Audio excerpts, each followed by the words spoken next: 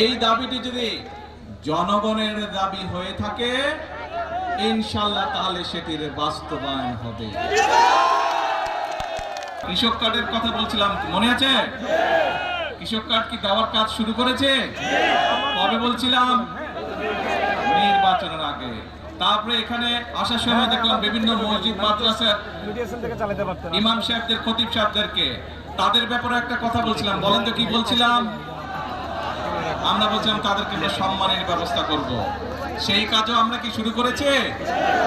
সেই কাজও আমরা শুরু করেছি। বাংলাদেশে প্রায় ৭,০০০ মসজিদ বলেন, মাদ্রাসা বলেন বা বিভিন্ন অন্য ধর্মের যেটা প্রতিষ্ঠান আছে, সেখানে যারা ধর্মীয় গুরু আছেন তাদেরকে আমরা রাষ্ট্রের পক্ষ থেকে সম্মানের ব্যবস্থা করছি। তার মানে দাঁড়ালো কি, যেই কয়টা বললাম, আমরা দেশের মানুষকে বলেছিলাম খাল খনন করব, আপনারাই বললেন কাজ শুরু করেছি। দেশের মানুষকে আমরা বলেছিলাম আমরা মা বোনদের হাতে ফ্যামিলি কার্ড পৌঁছে দেব, সেটাও তো শুরু হয়েছে নাকি? আচ্ছা, দেশের মানুষকে আমরা বলেছিলাম আমরা কৃষক ভাইদের হাতে কৃষক কার্ড দিব, সেই কাজ শুরু হয়েছে? এখনো পুরোপুরি শুরু হয়নি, অল্প করে শুরু করতে হয় প্রথমে, কিন্তু শুরু তো হয়েছে নাকি?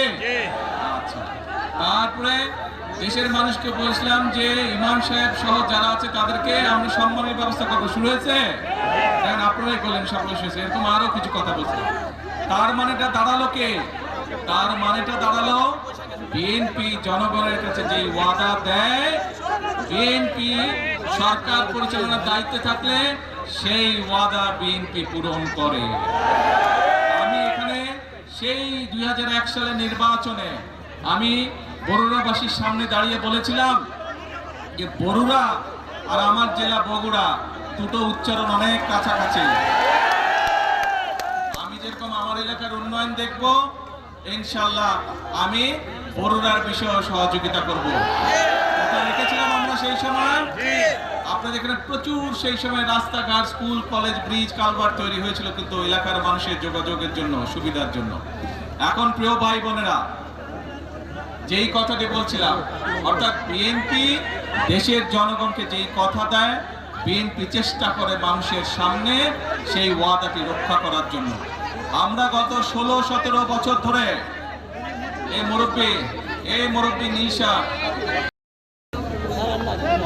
মূল কথা হচ্ছে যে এই যে আমরা দেখেন গত ১৬-১৭ বছর আপনাদের ভোট দেওয়ার অধিকার ছিল দেশের মানুষের, ভোট মানুষ দিতে পারে নাই। কেউ যদি সরকারের বিরুদ্ধে কথা বলতো কি করত? গুম হয়ে যেত, মামলা হইতো, এসে ধরে লয়ে যেত, হইতো না? দেশের মানুষ ২০২৪ সালের ছাত্র জনতার অভ্যুত্থানে যারা এসব করতো তাদেরকে দেশ থেকে বিতাড়িত করেছে। এখন আমাদের কাজটা কি?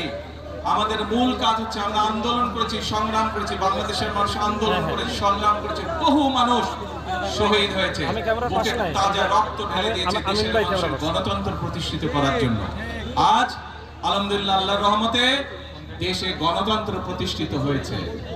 আপনারা আপনাদের জনপ্রতিনিধি, অর্থাৎ যারা এলাকার উন্নয়ন দেখভাল করবে, এলাকার রাস্তাঘাট হলো কিনা দেখভাল করবে, এলাকার মানুষ চিকিৎসা পেল কিনা দেখভাল করবে, এলাকার সন্তানরা শিক্ষা ব্যবস্থা ঠিকভাবে পাচ্ছে কিনা, স্কুল কলেজ হচ্ছে কিনা দেখভাল করবে, ব্রিজ কালভার্ট তৈরি করবে, মসজিদ মাদ্রাসার সংস্কার করবে, সেই সকল ব্যক্তিকে আপনারা নির্বাচিত করে সংসদে পাঠিয়েছেন, যারা এলাকার মানুষের কথা বলবে এবং এলাকার জন্য কাজ করবে।